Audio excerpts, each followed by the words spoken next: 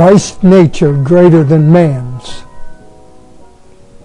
In his humanity, Christ was tried with as much greater temptation, with as much more persevering energy than man is tried by the evil one, as his nature was greater than man's. This is a deep, mysterious truth, that Christ is bound to humanity by the most sensitive sympathies.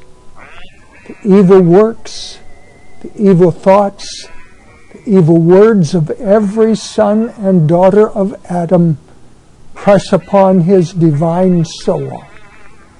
The sins of men called for retribution upon himself, for he had become man's substitute and took upon him the sins of the world. He bore the sins of every sinner, for all transgressions were imputed unto him.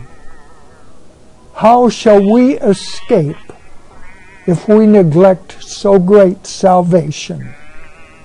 In his humanity, Christ was tried with as much greater temptation, with as much more persevering energy than man is tried by the evil one, as his nature was greater than man's. This is a deep, mysterious truth, that Christ is bound to humanity by the most sensitive sympathies. The evil works, the evil thoughts, the evil words of every son and daughter of Adam press upon his divine soul.